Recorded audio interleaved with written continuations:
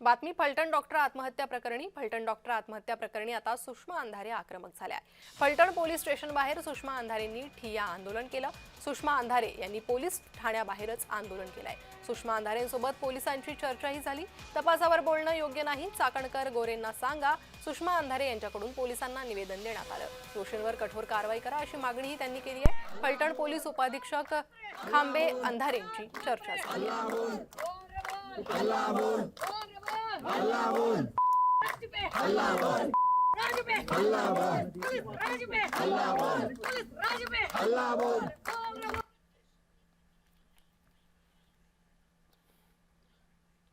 अधिक माहिती सुषमा अंधारेंच्या या आंदोलनासंदर्भात घेणार आहोत। आमचे प्रतिनिधी प्रकाश सध्या माझ्यासोबत जोडले गेलेले आहे। प्रकाश, आपण पाहतोय फलटण महिला डॉक्टर आत्महत्या प्रकरण चांगलंच तापलं आणि आता थेट सुषमा अंधारेंचं आंदोलन सुरू आहे। नक्कीच परिता, आज सकाळपासून सुषमा अंधारे येणार होत्या, त्यामुळे तर खरं हे फलटणचं राजकारण तापलेलंच होतं। परंतु सुषमा अंधारेंनी जसं फलटणमध्ये आल्या त्यानंतर तर हे वातावरण बरंच तापलेलं आहे।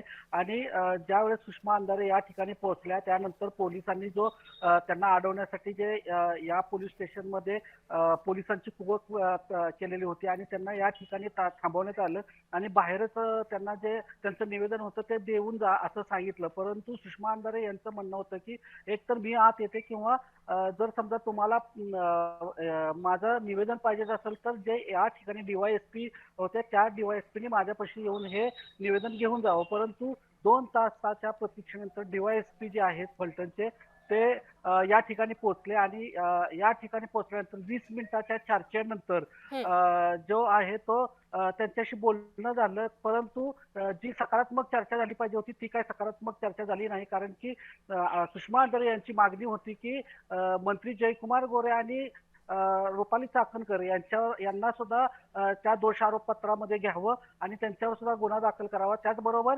ज्या त्या आत्महत्या केलेली तरुणी आहे त्या तरुणीने ज्या 2 महिन्यापूर्वी जे अर्ज केलेला होता त्यामध्ये जी 4 अधिकाऱ्यांची नाव होती त्या 4 अधिकाऱ्यांवर सुद्धा दोषारोप पत्र दाखल करावं अशी त्यांची मागणी होती। परंतु जे DYSP होते हे म्हणले की हे माझ्या मध्ये बसत नाही आणि ते मी करू शकत नाही। त्यामुळं हे वातावरण आणखीनच तापलं आणि ज्या सुषमा अंधारे आहेत त्या सुषमा अंधारेंनी जोपर्यंत माझ्या ह्या मागण्या मान्य होत नाही तोपर्यंत मी हे इथून हलणार नाही असा पवित्रा घेतलेला आहे। जी प्रकाश, आपण जर पाहिलं तर अजूनही हे आंदोलन सुरू आहे का आणि सध्या किती मोठ्या प्रमाणात या ठिकाणी या आंदोलनात नागरिक सहभागी झालेले आहे, कोण कोण सहभागी झालेला आहे सुषमा अंधारे यांच्या व्यतिरिक्त?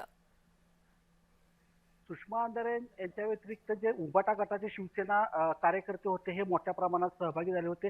1000 ते 1500 लोकांचा या ठिकाणी सहभाग झाला होता आणि सकाळपासूनच खरं तर हे कार्यकर्ते या ठिकाणी उपस्थित झाले होते। सुषमा अंधारे आल्यानंतर या ठिकाणी मोठ्या प्रमाणात कार्यकर्त्यांनी गर्दी केली आणि घोषणाबाजी सुद्धा देण्यात आल्या होत्या। प्रणिता। जी प्रकाश, धन्यवाद या सविस्तर माहितीसाठी।